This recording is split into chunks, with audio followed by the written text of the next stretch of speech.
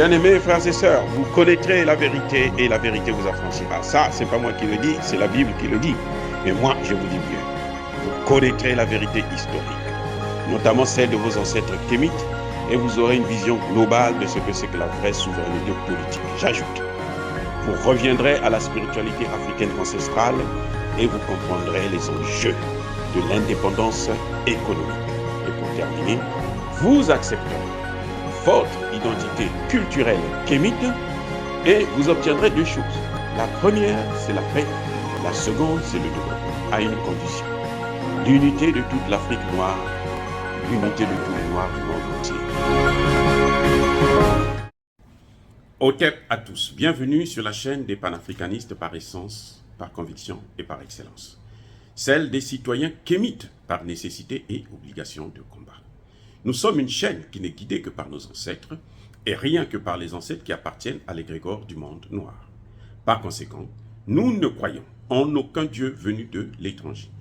Toutefois, cette vidéo n'est aucunement destinée à inciter à la haine ou à la violence, car nous menons un combat qui est d'abord et avant tout spirituel, ensuite il est politique, géopolitique et géostratégique, contre l'impérialisme, le colonialisme, le néocolonialisme et l'endocoloniat, qui sont tous bien entendu des crimes contre l'humanité. Sur la base du principe fondamental que nous avons hérité de nos ancêtres kémites, qu'on appelle la Mahat, c'est-à-dire solidarité, vérité et justice. Vous êtes donc en droit de connaître la vérité.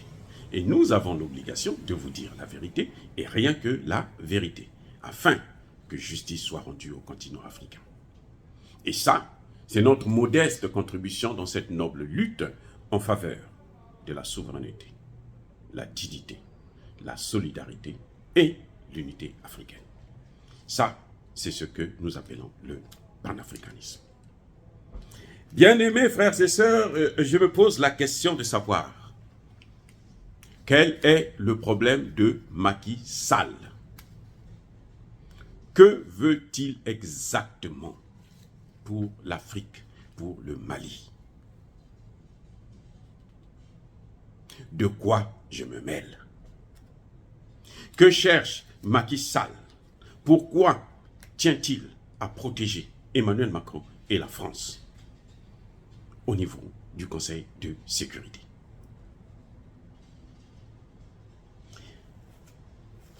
Est-ce que Macky Sall veut faire comme son grand-parent, Léopold Sédar Senghor, qui, avec Houphouët-Boigny, ont aidé De Gaulle à saboter, à boycotter les indépendances? Ça, c'est la vraie question. Pourquoi je me pose cette question? Vous êtes sans l'oublier qu'il y a à peine, depuis le 15 août dernier, le gouvernement malien, par la voix du ministre des Affaires étrangères, Abdoulaye Diop, le grand ministre des Affaires étrangères, le grand diplomate africain, qui doit être certainement le meilleur diplomate du moment, ou même de tous les temps en Afrique, il a porté plainte contre la France au niveau du Conseil de sécurité de l'ONU pour deux faits. Le premier fait, la violation répétée de la souveraineté malienne, et notamment du ciel malien, par des avions français. Et il a étayé cette plainte, notamment ce premier fait-là, par des preuves. Il a donné des dates, les heures précises, le type d'avion qu'ils ont utilisé et toutes les informations nécessaires. Et ça, c'est incontestable puisque même les Français eux-mêmes reconnaissent qu'il y a eu un moment où la France a violé l'espace aérien du Mali. La deuxième, qui n'est pas la moindre, qui est d'ailleurs même la plus grave, c'est que la France soutient les terroristes. La France donne des informations aux terroristes. La France donne des armes aux terroristes pour qu'ils attaquent le Mali, pour qu'ils attaquent l'Afrique, pour qu'ils attaquent le Sahel, pour qu'ils déstabilisent le golfe de Guinée, pour qu'il déstabilise les pays africains, y compris l'Algérie.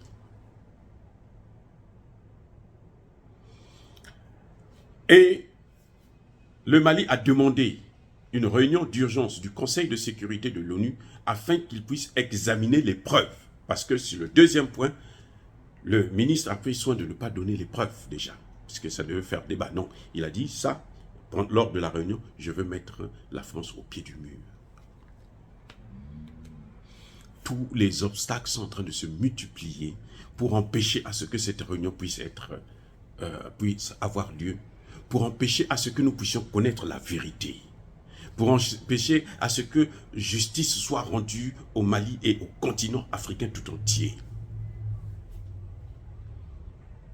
Je vous apprends encore, pas plus tard qu'il y a 2-3 jours, le même ministre a saisi les instances, les hautes instances africaines, c'est-à-dire la CEDEAO et l'Union africaine, pour qu'ils puissent soutenir cette revendication, cette demande, cette requête du Mali. Et puis voilà, comme par un coup de baguette magique, c'est Macky Sall qui sort, qui dit « Cette affaire-là ne doit pas aller plus loin, il faut qu'elle s'arrête ». Il va mener une diplomatie offensive pour empêcher le Mali à faire exploser la vérité. Ça, c'est Macky Sall qui prend la décision.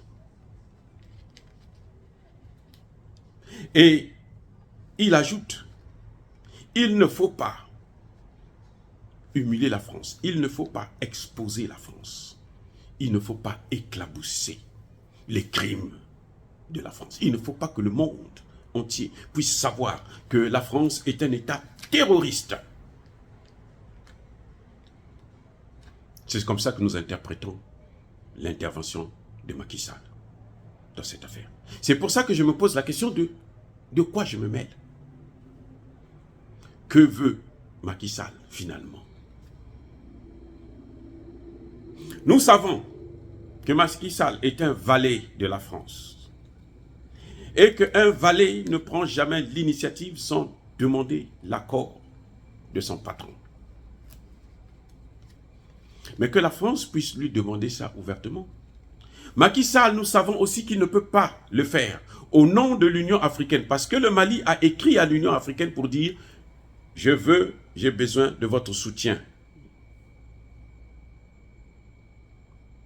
Donc, le Mali ne peut pas soutenir la partie adverse européenne. Et plutôt le Sénégal ne peut pas soutenir la partie européenne. Parce que le Sénégal ne fait pas, jusqu'à preuve de contraire, partie du territoire du continent européen.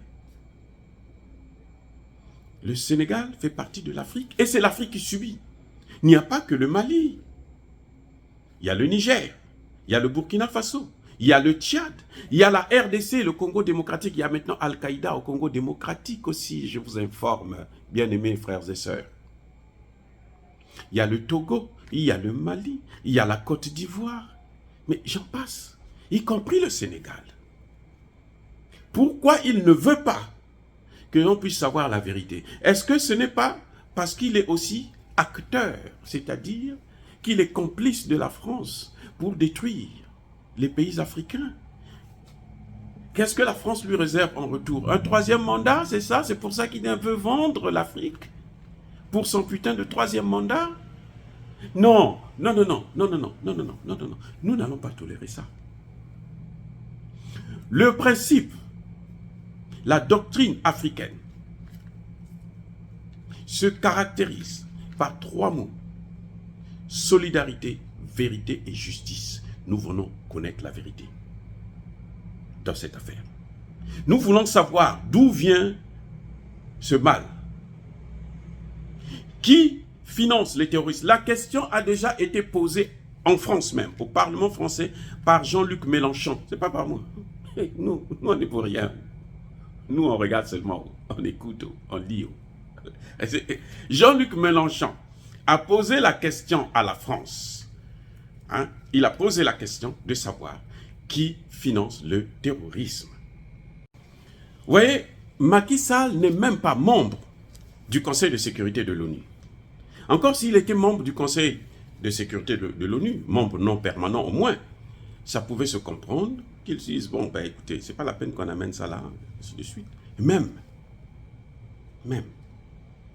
la France est membre permanent du Conseil de sécurité, qu'elle utilise son droit de veto pour bloquer ce dossier. C'est peut-être pour ça que ce dossier est en train d'obtenir tous les obstacles possibles, parce que le Mali avait demandé une réunion d'urgence. Et jusqu'à présent, on n'a pas eu vent. Bientôt 2 semaines de la réponse du Conseil de sécurité. Ne serait-ce de la recevabilité de la plainte. Donc, il y a des pressions. Il y a un travail souterrain que la France est en train de faire. Nous savons aussi que la France est allée demander au Mali, à l'Algérie, au président algérien, d'intervenir pour solliciter le Mali afin qu'il puisse retirer sa plainte. Mais ce n'est pas ce que nous voulons. La jeunesse africaine ne veut pas de ça. Monsieur Macky Sall, que vous soyez content ou pas, la jeunesse africaine va aller jusqu'au bout. Nous, ce que nous voulons, c'est la vérité, c'est tout. Si le Mali n'a pas de preuves, nous reconnaissons, nous allons reconnaître notre tort et nous allons assumer. Parce qu'on le sait de toutes les façons, que le Conseil de sécurité, si le Mali n'a pas de preuves tangibles, le Conseil de sécurité ne va pas laisser passer une affaire comme ça. Il va détruire la Libye. Mais nous savons que le Mali a des preuves. C'est aussi simple de le comprendre. Puisque c'est la France qui a détruit la Libye avec ses partenaires. Eh oui, c'est la France qui a détruit la Libye. Déjà, ce fait-là seulement suffit pour condamner la France. Un seul fait suffit pour condamner la France. Sans compter que la France est permis de bombarder même des populations civiles. Mais elle a fait des massacres. Ce n'est pas Macky Sall qui pleure les morts. Combien de milliers de soldats maliens sont morts? On les compte par milliers. Alors que la France n'a perdu que 59 soldats dans tout le Sahel. Pas seulement au Mali, dans tout le Sahel. Et pendant combien d'années? Pendant 9 ans. Et lorsqu'on apprend que parmi ces soldats-là, certains sont assassinés par les Français eux-mêmes pour justifier leur combat contre les djihadistes qui sont leurs partenaires dans la destruction et la déstabilisation des pays africains. On se pose des questions. Pourquoi le Sénégal veut se mouiller dans une affaire qui ne le concerne pas?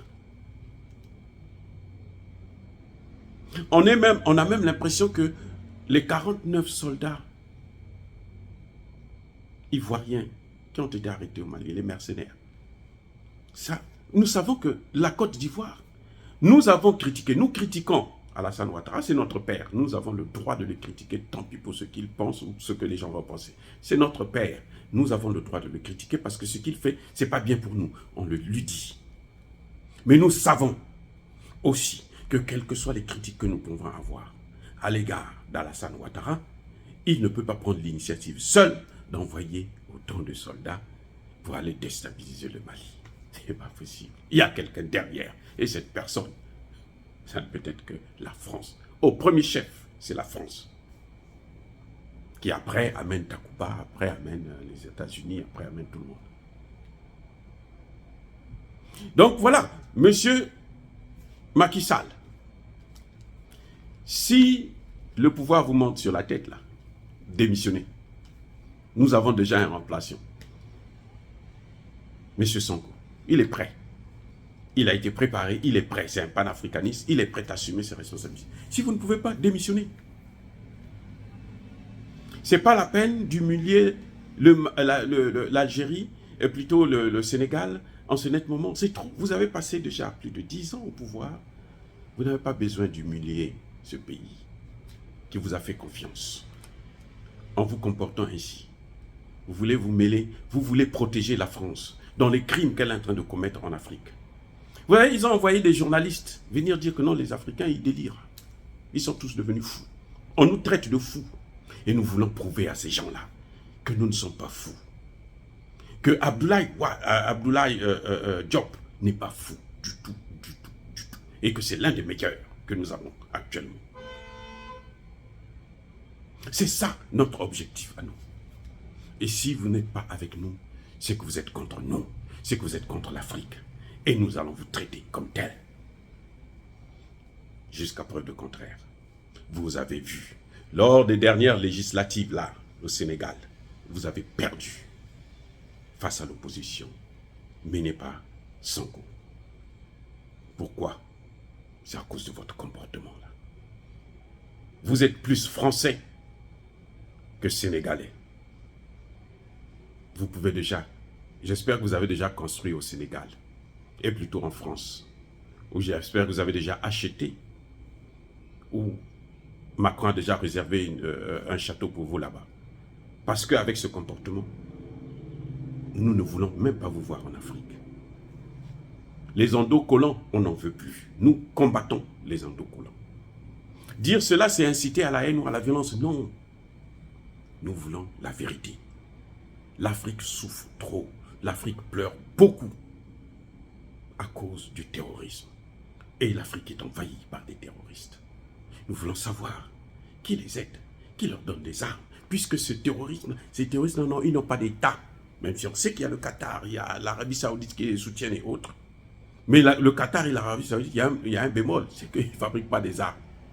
Donc c'est les armes que le Qatar leur donne, l'argent que le Qatar donne, ça vient de quelque part. Lorsqu'ils utilisent le franc CFA, ça vient de quelque part. Et ce quelque part là, c'est ce que nous voulons savoir. La vérité, rien que la vérité. Je persiste, je signe. J'assume, j'ai dit.